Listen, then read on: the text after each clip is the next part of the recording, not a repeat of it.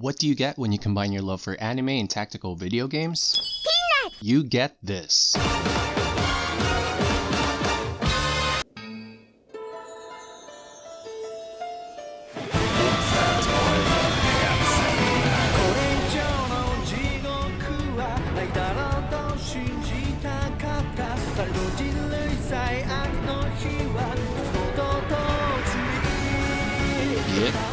Let's dive in! If you've played the original Brigandine game, I've got news for you. Kidding aside, Legend of Runersia almost plays the exact same as Legend of Runersia. You're missing the excellent animations from the old game, but you get a much prettier version. It's beautiful. If you haven't played the game before and are curious as to how it plays, let me help. Think of it as 3 separate games. Brigandine Legend of Runersia is a Japanese visual novel, complete with waifus, some more waifus, and you get the point. Brigandine Legend of Runersia is also an empire management game, except you actually don't manage an empire. You command rune knights who act like Pokemon trainers. Get yourself a new life! Lastly, Brigandine Legend of Runersia is Fire Emblem, but much worse, like Game Boy Advance Fire Emblem worse. That's not to say it's a bad game. It's not. It's a fairly enjoyable game, in fact, if you temper your expectations. The strategic layer of this game, while it looks overwhelming at first glance, with all these different numbers being force-fed to the player all at once, is actually very shallow. There's no presence of any base or resource management. There are very little decisions to make strategy-wise other than place all your troops on the frontline choke points and put the rest of your knights to quest duty. Couldn't be more simple. On the battlefield though, is where the game excels. The hexagonal grid makes you feel like you're playing Go instead of chess. There's so many systems in place that every battle is both unique and enjoyable. This game also provides the ability for units to evolve, although looks-wise, it's less like Fire Emblem's rank promotion and more like Red is a more powerful version of this yellow monster. Granted, there are a few differences between forms, it's ultimately just a recolor of the same monster or class.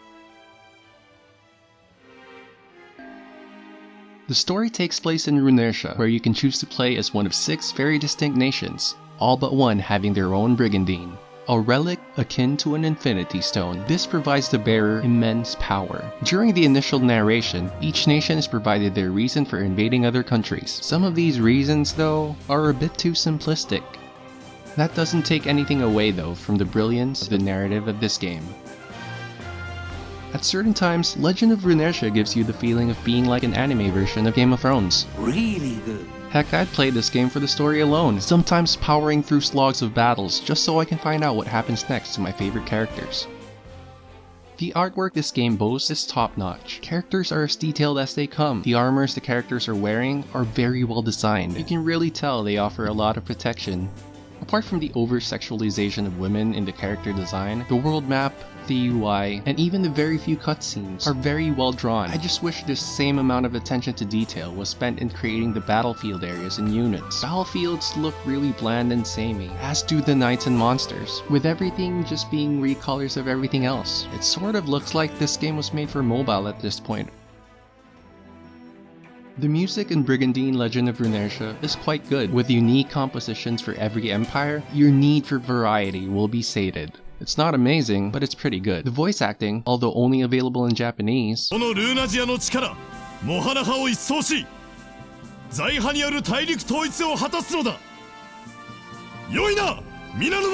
is very well done. Even with 100 different rune knights, every single one is voice acted excellently.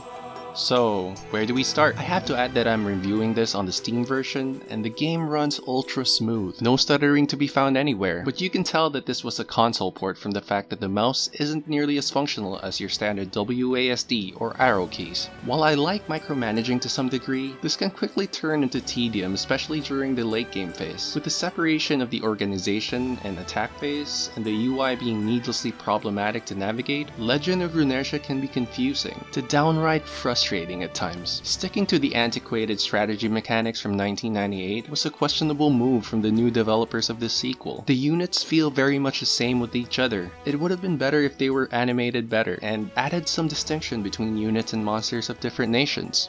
Also, maps felt a little too big at times, with a lot of unused space and very little variety between them. With only 49 available maps, they could have at least put more effort into the very areas where the player will spend 60 to 70% of their time playing the game on. I really hope the workshop for this game opens soon so modders could fix some of this title's problems. Final score is either a weak 7 or a strong 6, so I'm going with 6. Brigandine Legend of Runersia is not a grand strategy game. But it is an okay strategy game, with cool concepts and amazing artwork. Its poor execution, cluttered UI, and the over-insistence of sticking to the same gameplay mechanics of 24 years ago did not do this game any favors. I'll only ever recommend this game if you've either played every good strategy game, want a hit of that nostalgia drug, or just looking to immerse yourself in a new world. Thank you for sticking around, friend. Hit that subscribe button for more mediocre game reviews. Have a great week.